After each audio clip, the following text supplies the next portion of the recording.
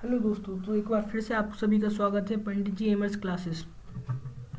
तो आज मेरी वीडियो काफ़ी लेट हो गई है। आप सबसे पहले दिल से माफ़ी मांगना चाहता हूँ। थोड़ा लैपटॉप में इशू आ गया था और बहुत सारी प्रॉब्लम थोड़ी क्रिएट हो गई लैपटॉप में, मोबाइल में।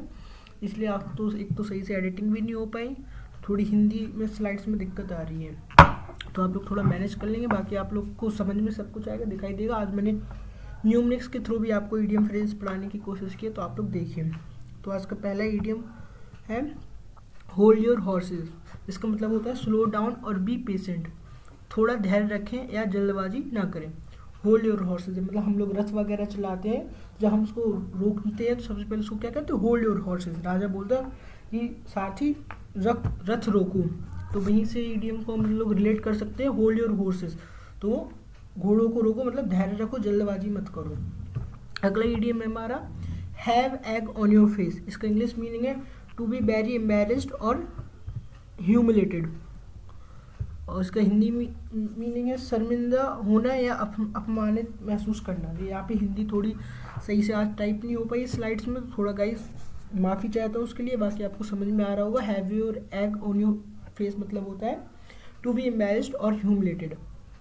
मतलब हम कोई शो करने आता है, अगर हमें कोई किसी का शो पसंद नहीं आता तो हम लोग उस पर आलू टमाटर या एग मारते हैं, तो उसको कैसा लगता है, शर्मिंदगी महसूस होती है, ह्यूमिलेट बेइज्जत महसूस करता है। तो वहीं से ईडियम बना है have egg on your faces. अगला है हमारा फोम एट द माउथ। इसका मतलब होता है टू बी वेरी एंग्री, बहुत गुस्सा हो जाना। ये अंकल आपको दिख रहे होंगे, तो ये बहुत ज़्यादा गुस्सा हो रहे हैं, इनके मुंह पे किसी ने फोम लगा दिया। किसी को मतलब जो स्प्रे स्नो स्प्रे आता है ना, जो हम लोग शादियों वगैरह में यूज़ करते हैं, तो किसी किसी पे जब हम लोग उड़ाते हैं किसी के मुंह पे चला जाता है तो उनको अच्छा नहीं लगता है। खासतौर से लेडीज़ को बढ़िया सा सज धज के आती है मेकअप वगैरह लगा के, और उनके ऊपर हम लोग स्प्रे कर दें, वो स्नो स्प्रे जो पार्टियों में उड़ाते हैं, तो उनको बहुत ज़्यादा गुस्सा आ जाता है। तो फोम एट द माउथ मतलब टू बी वेरी एंग्री है, बहुत गुस्सा हो जाना। अगला है हमारा फ्रॉग इन योर थ्रॉट। मतलब गले में कुछ अटक जाना जिसके कारण बोल ना पाना। तो इसका difficulty speaking due to a dry और हॉर्स थ्रॉट। मतलब जो हमारे गले में खराशें वगैरह आती हैं तो हम लोग बोल नहीं पाते, तो वहीं से ईडियम बना कि फ्रॉग इन योर थ्रॉट, जैसे हमारे गले में फ्रॉग अटक गया हो। अगला हमारा ईडियम है call it a day. To stop working on something, किसी काम को बंद कर देना। जब 9 से 5 की हमारी नौकरी बंद हो जाती है ऑफिस और ड्यूटी वगैरह में, तो वहाँ पे बोल देते हैं सब लोग, एम्प्लॉय और बॉस बोलते हैं कॉल इट अ डे, आज का काम यही बंद करो, to stop working on something. ये देखिए यहाँ पे आप देख सकते हैं, यहाँ पे इनका टाइम हो गया, ये सब अब घर जाने के लिए तैयार हो रहा है, कॉल इट अ डे। अगला है hit the books. To study hard, कड़ी मेहनत से पढ़ाई करना। अब जैसे एग्जाम्स वगैरह आता है तो मम्मी पापा बोलते हैं चलो मेहनत करो, study hard, hit the books, to study hard, कड़ी मेहनत से पढ़ाई करना। एग्जाम के टाइम लोग अपनी किताबों के करने करने लगते हैं, सारी किताबें इधर से उधर बटोर के लाते हैं और पढ़ने लगते हैं, तो वही होता है हिट द बुक्स। अगला है paint yourself into a corner. To put yourself in a difficult situation. मतलब कोई ऐसा काम कर देते हैं हम लोग और फिर एक कोने में जाके खड़े हो जाते हैं छुपके से, तो ऐसा लगता दीवार के सामने दीवार पेंट होती है और हम लोग वहीं कोने में जाके छुपके से खड़े हो जाते हैं, शर्मिंदगी महसूस करते हैं, कोई ऐसा काम कर देना है जिससे हम लोग खुद को एक ऐसी डिफिकल्ट सिचुएशन में पुट करते हैं, तो मतलब खुद को बहुत मुश्किल परिस्थिति में डाल देना। अब मान लो एक क्लास का एग्जाम्पल ले लो, आपने कुछ ऐसा कांड कर दिया, सर ने आपको पनिशमेंट दे दी कि दीवार के तरफ मुंह करके खड़े हो जाओ, तो paint yourself into a corner, to put yourself into a difficult situation.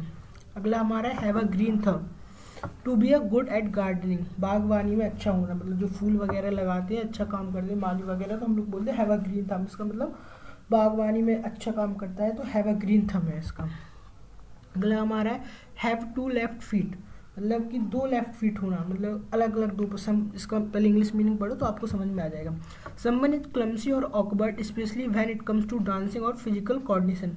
Hindi meaning उसमें नाच न जाने आंगन टेढ़ा। मतलब जिसको डांस नहीं आता तो वो लोग क्या कहते हैं कि मतलब जमीन सही नहीं है, आंगन टेढ़ा है, ऊपर नीचे बनवा दी भाई साहब आपने, तो वहीं से बनाया हैव टू लेफ्ट फीट। मतलब नाच आ नहीं रहा, कह रहे कि मेरे तो दोनों पैर बाएं वाले हैं, ऐसा है।